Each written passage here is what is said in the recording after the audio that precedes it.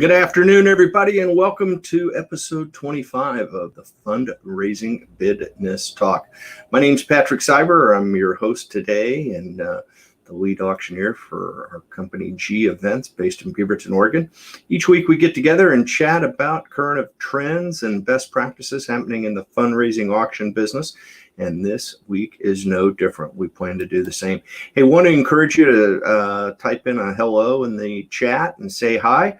Always love to know where you're tuning in from today. And as always, anytime during the show, if you get a question, you hear me say something, you think, wow, I wonder what he meant by that, or how's this affect my event or my organization? Feel free, type in those questions right in the chat, and we will answer them right here on the air. So fantastic. Today, folks, we are going to talk, as we go along here, I've been keep hearing the same question as I talk to clients around the region and the country and other auctioneers is, what format should our event be coming up? So there's basically three options, right? Do we go to in-person? Do we go to hybrid? Do we go to virtual? What do we do? And so today's show is I want to give you a little bit of criteria of the logic that I use in working with my groups to make them aware of some of the things they need to consider before making that final decision. So let's just dive right into it. Like I said, if you have any questions, fire them up in the comment box, and at worst, say hello. Tell us where you're tuning in from. So here we go. The first thing that I want you to consider is look at your historical data, okay? And what I mean by that is look at what your event did pre-COVID, both in attendance, both in funds raised, also what kind of risk did you have, what were your expenses associated with that event, and then look at what you did in the COVID era. Did you do virtual? What were the expenses on that? What were the risk on that format for you? And also, what were the end results? Many of our clients, most of them, in fact, I think, for lack of less than a handful, for other reasons, had more success in the virtual environment, right? But it was unique. People were locked down. So there's a lot of things to be thinking about, but take those results and compare them to your pre-COVID event, right? And look at those and say, okay, what are the differences? Here's the historical data. What worked, what didn't work? What did our group embrace this format? Were they embracing the old format, right? And then the next thing I'm going to ask you to do is to define your goals for this coming event. And I know that seems kind of basic, but I think it's important to do because it will guide you through the rest of the process. And what I mean by that is I want you to define your goals. Is this a fundraising event? If it is, how much are we looking to raise? And when I think about raising dollars, I think about net dollars, right? I see all the time organizations announced, hey, we raised this amount of money. Well, that's great. What did you net? What is actually going to the bottom line to help your organization further its mission of improving our community, right? So always look at, is this a fundraising event? Because not all of these gala events are fundraisers. In some ways, yes, they may come across as being a fundraiser, but the reality is that the organization also has goals to build their community. They're looking for community building and want to expose their organization to other individuals that otherwise would not be aware of their organization. And then there's also just brand awareness. We want to get out, an organization might want to get out and just help build their brand, and in hoping both, quite honestly, have the same end goal. Whether it's community building or brand awareness, I think they both have the end goal of raising more money. So that's why I always put fundraising at the top of that list. And then once you've identified what your goals are, I think you need to define your audience that are required to achieve your goals. And I know that's a mouthful. I'm going to say it again. Define your audience that will achieve your goals. Okay. And what I mean by that is it's not just necessarily an audience. Here's all the people that can support us. It's once we've identified what those goals are, what does that audience look like that will help us reach those goals? That's what I want to look at. And I think every one of us has to ask, does that audience want to gather, right? Many cases, the answer is yes. Other cases, some are hesitant, and they might be hesitant for multiple reasons. One might be health concerns, but the other thing that we learned from this COVID environment was time value and the value of our time. And many groups or many folks are telling me they're not really looking forward to spending their entire Saturday night at a fundraising gala. And so we want to keep that in mind too. It could be, some are going to be hesitant to gather because of health concerns. Others are looking at it and saying, hey, it's a big commitment of my time to be at an event on a Saturday night or a Friday night for several hours. It's not really what I want to do.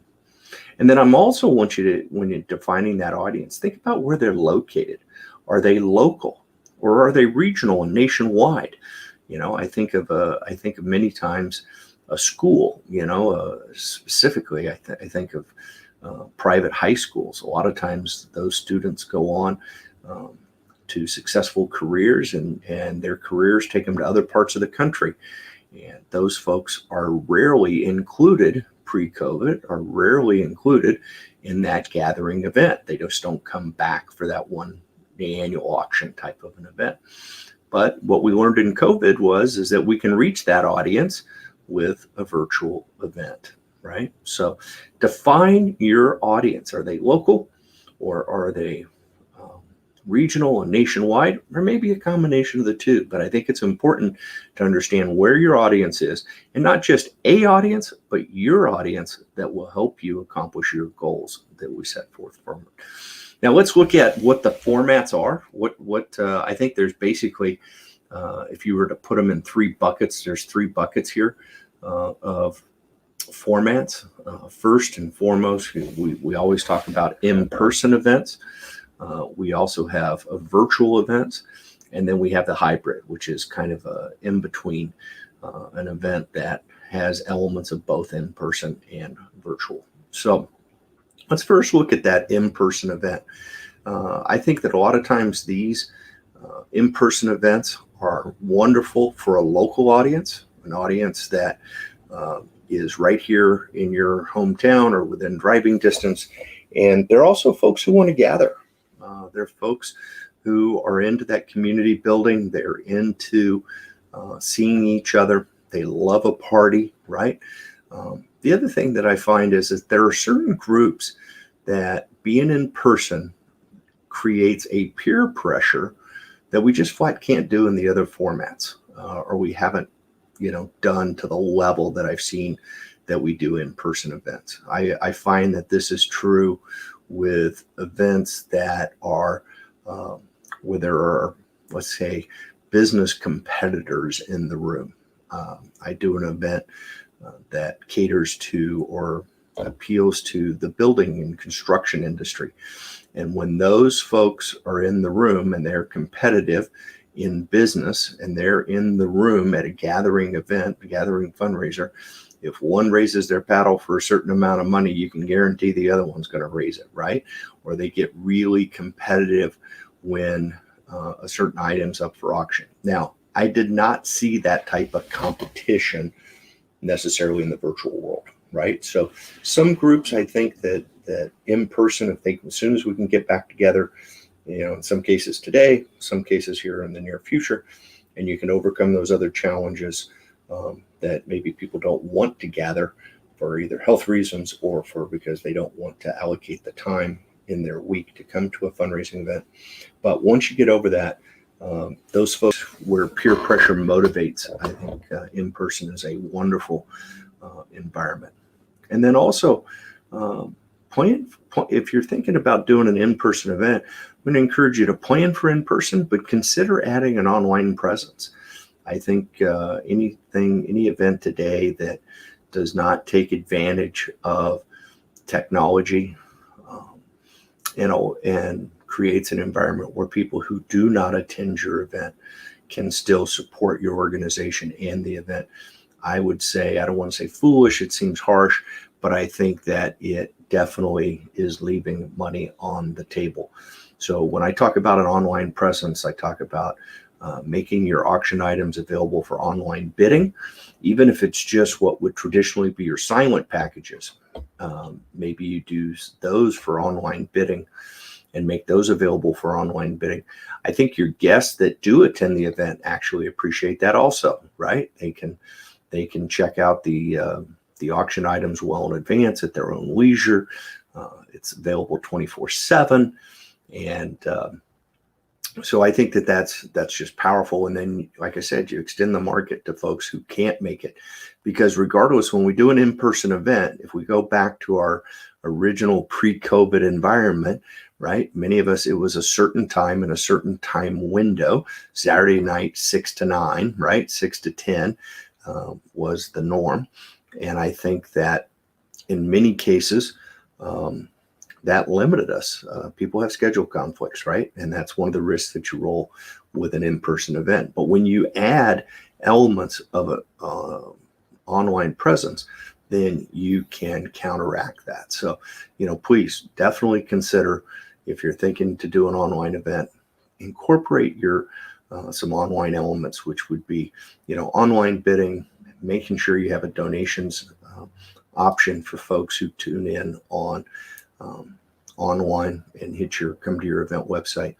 And also, it's a great benefit for your sponsors, the folks who are supporting your event with as sponsors. I think it adds a different level of appeal and value to those sponsors when you have an online presence. And something else to consider about the in-person events is recognize that you're increasing your risk and your cost, right? Now you're looking to potentially rent a venue if you're not lucky enough to have a venue on your own premise. And then you also have the food and beverage costs and decorations, and you take the risk in with ticket sales, that you're selling tickets to your event. And that takes up a lot of energy, right? And I always think, an organization only has so many hours to put into an event. And if ticket sales seem to me to take up an absorbent amount of that allocated time, especially when you consider that traditionally, at least here in the Northwest, ticket sales aren't revenue generating for the nonprofit. It's not money that can usually be used to further their mission. It's dollars that are offsetting the expenses of putting on the event, right? So, ticket prices usually at best cover the food and beverage costs, maybe some of the audio visual, maybe the venue rental.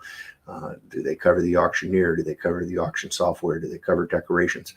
In most cases, not. So when you think about how much time you have to allocate to an event, take in mind not only the amount of time, but also the risk, and that people will buy your ticket, right?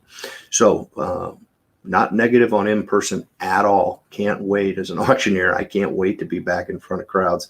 I love it. That's what we I think all benefit auctioneers are definitely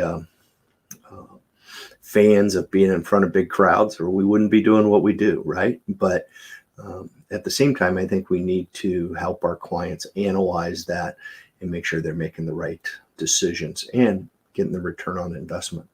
So let's talk about the next format, virtual. Obviously, virtual has the potential for a widespread audience. It accommodates all of those folks who are reluctant to gather because whether it's, they have health concerns, whatever it is, don't really like being back in large groups. The virtual environment resolves that. There's lower risk involved. I mean, today we know that we can produce a quality virtual event for really minimal cost comparative to hosting, 200 or 300 people in a ballroom, right?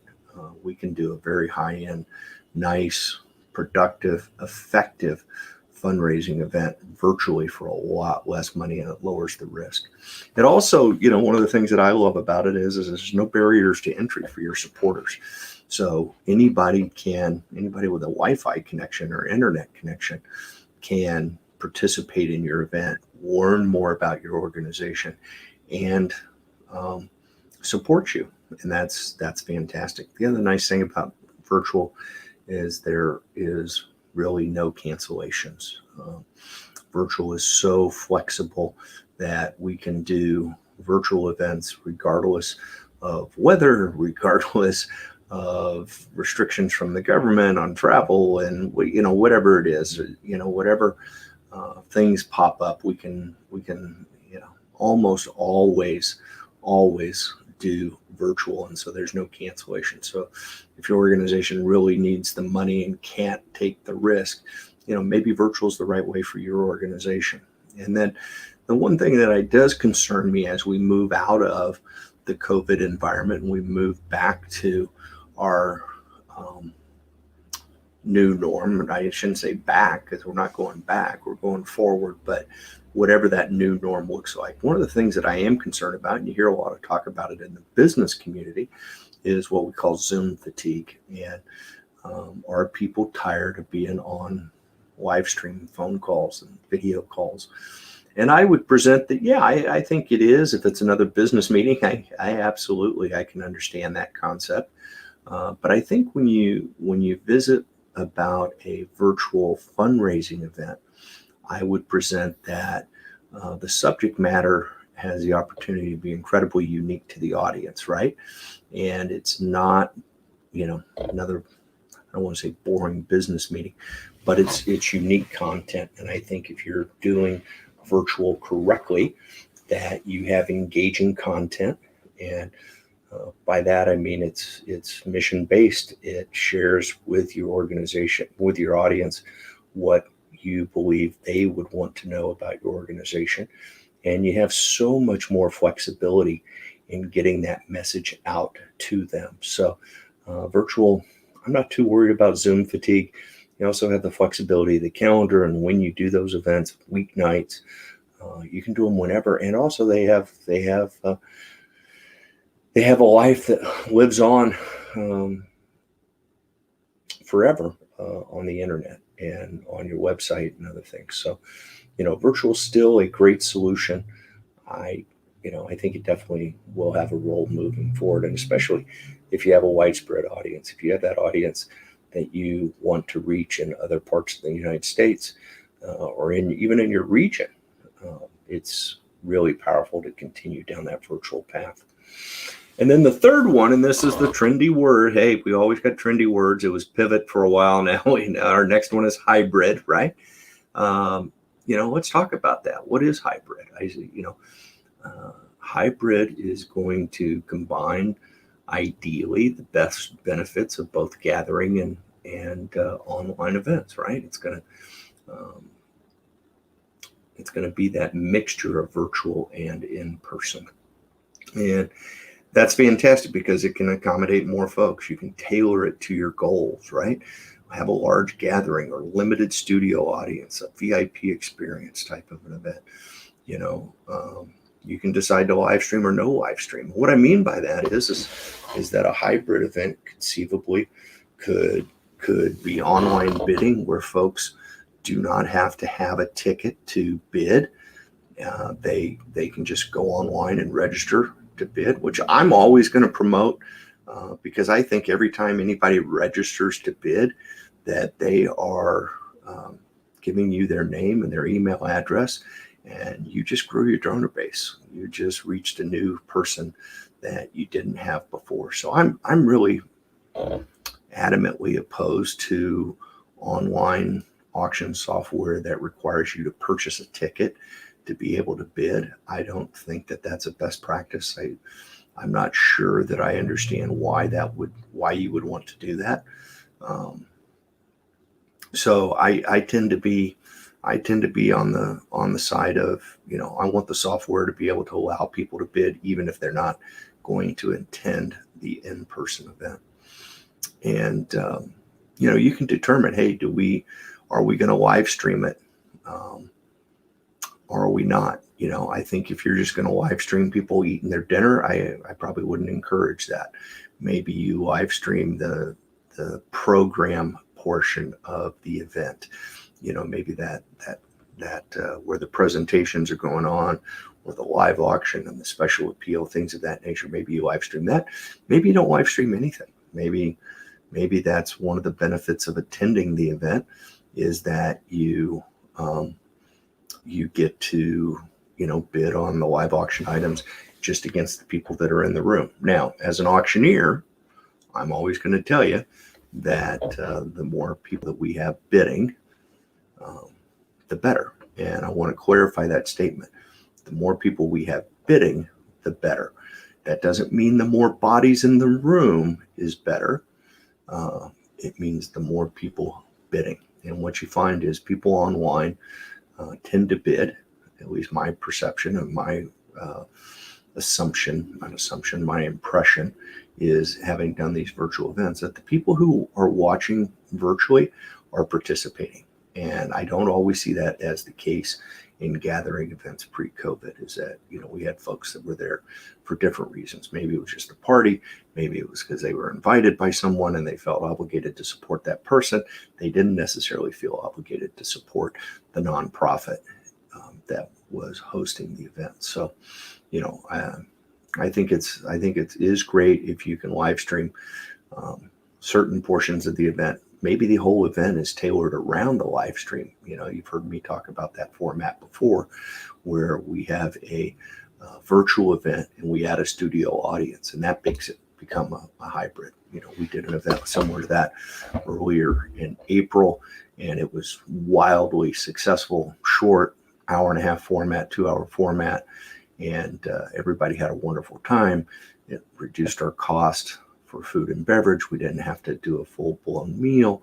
We just did, plated appetizers at each place setting and a little dessert, that type of stuff. But we didn't have to have a full-on audience or a full-on production of food and beverage.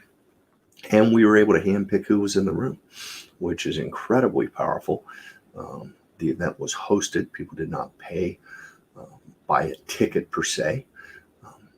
I don't want to say they didn't pay for access, because, based on their support of the organization, determined who were the folks that were going to be in that room. But it's a great format, and it's really best of both worlds, because not only are you lowering your risk and your expenses than a full gathering, but they're going to be a little higher than a straight virtual event, but it's going to be, I think you have a tremendous opportunity for return on investment. And that's where I'm always going to ask you to consider as we talk about the criteria in determining your format for your next fundraising event.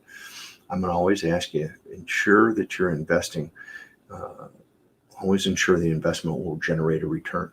I used to say that, I've said this for years, certain auction softwares charge an additional price or an additional cost for enabling the online bidding platform. And, the number was about $1,500. And I had a tough time recommending to my clients, to most of my clients, some I did, had a difficult time recommending that they make that investment, because I wasn't convinced that their silent auction was necessarily going to generate another $1,500. That was always my question to them. Are you going to generate $1,500 more? And let's say make an investment. Let's say we're going to generate $3,000 more on your online auction because you made online bidding available. Most cases, the answer was no, right? So I'm always going to ask you, when you're designing this event, you've got your goals. You're looking at the three formats. Could I be in person? Could I be virtual, 100% virtual, or could I be a hybrid and combine the two? Look at each of those costs and say, are these costs impacting positively my bottom line and the reasons that we're doing the event? Because I think that is absolutely where you need to make sure your event fits your goals and your audience. The last thing I'm going to say about this as we wrap it up today is that I want you to consult with professionals. One thing that I've noticed is that the auctioneers, the audiovisual companies, the event planners who have embraced this new world that we're in since COVID started in March of 2020 are a incredible wealth of knowledge. They have produced many events. We have talked to one another. We have shared best practices. I know our benefit auction specialist group through the National Auctioneers Association has done a phenomenal job, in my opinion, of communicating and sharing with each other, whether it's through our Facebook page, whether it's through organized Zoom calls and other educational opportunities the NAA has provided us to really share. And so the wealth of knowledge that exists in this new and ever-changing environment, make sure you consult with your professionals. I hear it even here in my local market as I talk to clients and they are asking about, let's say, an audiovisual company. And I always share with them, I said, if you're judging them on pre-March 2020 stats, then it doesn't matter, right? Or reputation. Let's look at what they've done since March of 2020 and how many of these events have they done and how have they embraced this new environment that we're in, because that's where it's going to help you.